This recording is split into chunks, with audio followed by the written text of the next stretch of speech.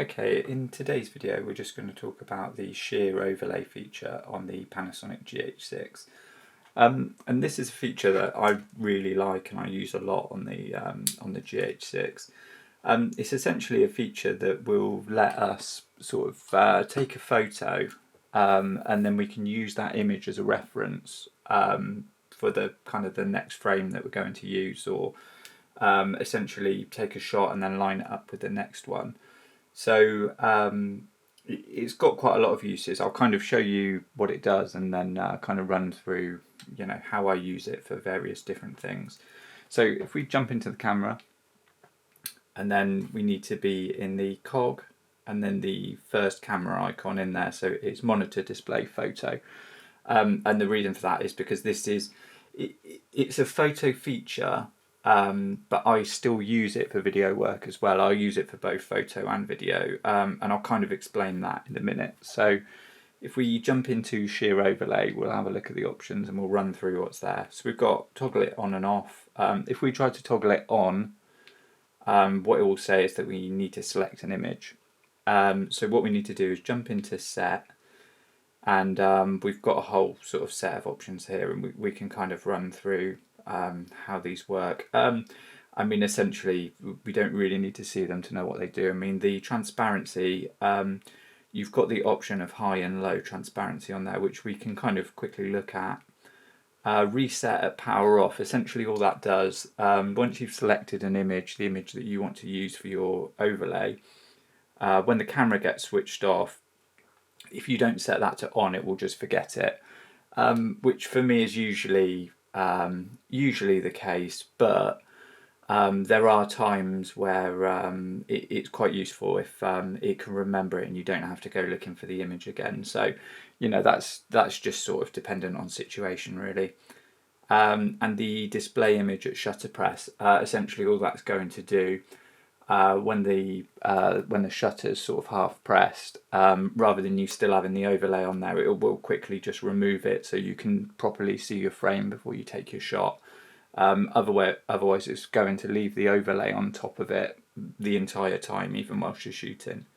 So what we'll do is we'll jump in and we'll grab an image, and I've just taken an image sort of from my desk just to use as this overlay, just so you can quickly see sort of how it works.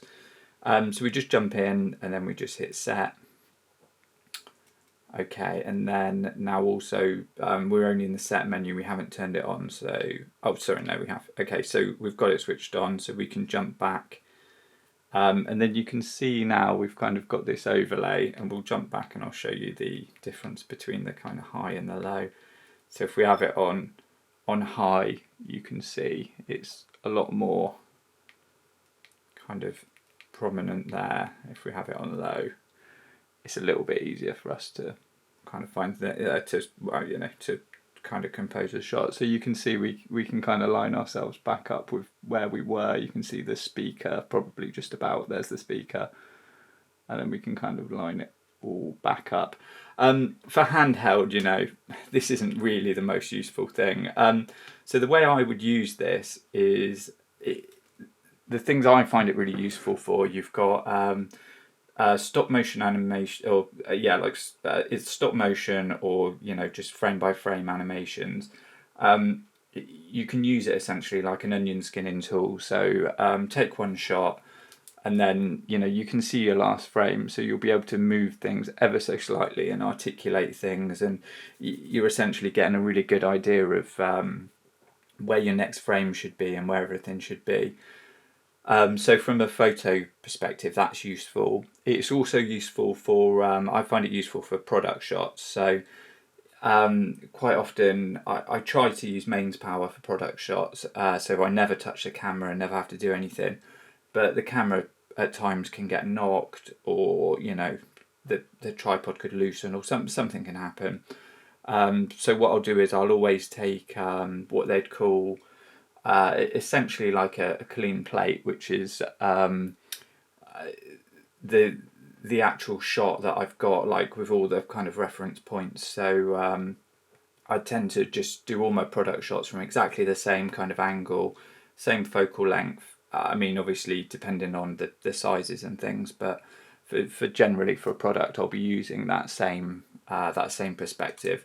So yeah, just in case anything gets knocked, then I can just sort of line everything back up properly. And the other thing I find it really useful for on in a video perspective is doing interviews, because with an interview, you'd have somebody, you know, say lined off to one side, and quite often I'll find, you know, if I go shooting somewhere, usually the people you're interviewing are quite busy, and quite often they'll have to run off and do something, or it might be that you know, you just have to stop shooting temporarily.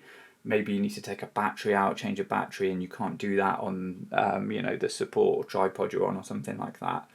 So it's really useful to have a reference frame to get exactly the right focal length again, and have the person stood in exactly the same spot, because there's nothing worse in interviews where if you stop, the person comes back and then you haven't quite framed it right, because even if you zoom in, it's still never going to look exactly right. You know, either the person's going to be too big, or they're too far away, or the frame just changes. So if you need to do kind of seamless cuts from one part of the interview to the next, you really don't want it jumping around with the person getting bigger or smaller, or, you know, the background slightly changing, because that can be quite jarring. So using this using the shear overlay feature can be really great for that. So I mean, for me, this is a really sort of invaluable tool. So I kind of I use it quite a lot, and it's very easy to use. You know, you can just jump in, pick your images, and just sort of jump back out and use it. But yeah, essentially that's what that is there. So, you know, anything where you want to get really consistent shots, I'd always recommend taking a reference frame, and then you've always got the option to go back in shear overlay and sort of go back and reference against that. It's yeah, it's really useful. So yeah, hopefully that's been helpful. If it has, give the video a like. If you want to see more GH6 content, then please consider checking out the GH6 playlist on this channel. And if you want to see more, then please subscribe.